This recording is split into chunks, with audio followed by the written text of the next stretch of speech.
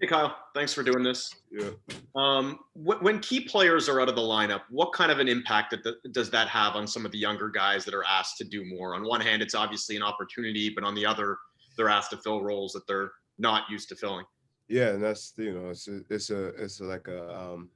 it's a blessing, but at the same time, it's a lot more that they have to do that they're not used to doing, right? You're putting guys in situations where, yeah, everyone say that they want to help and they want to score 20 and be the focal point of the offense, but at the same time, it's very difficult to be thrown into that. You know what I mean? And it's just different, responsibilities for everybody. A different like thought process for everybody, and some guys are understanding that they're in their roles, and they got to come out of their roles to be a little bit different, and it's a little bit tougher. Nick often talks about the need to string together good, solid performances for the young players instead of 1 out of every 5 or 2 out of every 5. It's 3 or 4 out of every 5.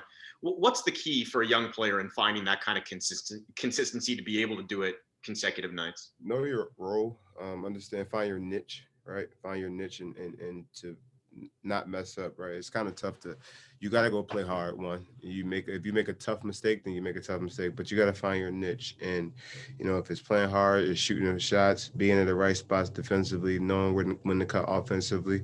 That's the one thing about, that's how I found myself, when I first got in the league, is I was a defensive minded player, and I pushed the tempo, and I just did what I needed to do to get on the floor. Thanks, Kyle. Appreciate it. Safe travels. Thank you. Next question goes to Mike Ganter. Hey, Kyle. How you doing? What's up, Mike? Is there anything to be had from these 3 games, these last 3? Like, do you get anything out of these 3 games? No. All right. Coach was mentioning maybe a guy like Paul Watson sort of comes along a little further. Did you see some progress from Paul? Yeah, I mean, I think he's starting to get a little bit more comfortable with understanding where he's supposed to be. And like I said, it's new for these guys. Yeah.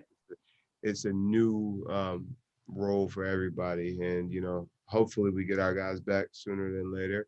But Paul's been able to come in, and he hasn't shot the ball extremely well, but he's playing hard. He's doing things. He's attacking. He's doing everything to try to help us, win games.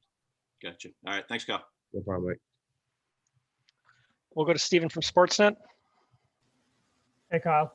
Thanks for doing this. No problem. Well, this is the first time in a while that like this Raptors team is kind of like fighting for a playoff position. And I was just wondering, like, for a lot of the guys, this is kind of a new experience. So does that make there's like more pressure knowing that like every regular season game has a little bit more importance, more playoff implication? Well, us being down 5 guys and 3 starters, or is definitely different, right? We get our guys back, we can play to a level where we know we can play to. I wouldn't say there's more pressure. Honestly, if you get, you want to be 6th place, so you don't have to play no playing games, but we have to do what we have to do, and we get to that point of, we're not where we need to be, and we're at 8, 7, we have to play a playing game. We still got an opportunity to do something, right? So, but we're not looking for that. We're looking to make a run so we can get to that 6th spot or get to that 5th spot. I mean, we're not too far back. We're just in a tough spot with missing our guys, really. And without saying anything to get yourself into trouble, but when you got ejected, it looked like you were just trying to get the ball back to the referee there, and I have no idea like what happened there. Just looking on TV. Yeah, me neither. I mean, I just threw the ball. I just I don't ever talk about the officials, but this is crazy, and I'm gonna be very smart about what I say, but we just want I just want the consistency on both ends, and I really didn't do anything. Like, the first tech, all I said was I'm talking to my teammates, and I told them we got to play through the BS and just keep working, fellas. And I got one, and then the second one, I just threw I don't matter as long as I throw the ball to an official. I didn't think that's but hey, sometimes I guess people egos get bigger. Thanks a lot, Kyle. No problem. We've got one more for you, Kyle. We'll wrap up with Doug. Kyle, how are you tonight? What's up, Dougie? Not much, sir. Nick was talking before the game about preparation, and then tonight you didn't get a chance to think about Chicago till like 90 minutes before the tip. You have no practice time. You're missing all these guys. You got to test twice a day. How weird are the days, and how much do they hurt trying to get some cohesion? It's just mental, right? It's just mental. You know, which just wears on you mentally, drains you a little bit. But we're professionals, and this is what we have to do our job, right? We have to test twice daily. We have to go out there and get 90 minutes for preparation for games.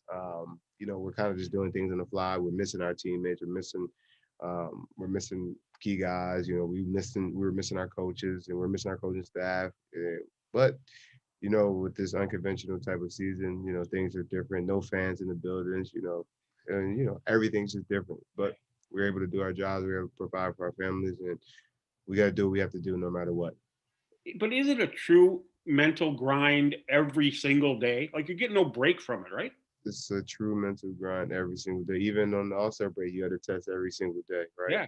That's tough. Usually All-Star breaks, you kind of unwind and you don't have to think about too much basketball. But this is it's no complaining for me, Doug. Like, I'm able to. No, I understand. But it's definitely tough mentally. But that's what we get paid to do. We get paid to be strong, be men, and we have our mental health stuff, and people need their time. But this one is just very unconventional. We just got to find ways to get through it.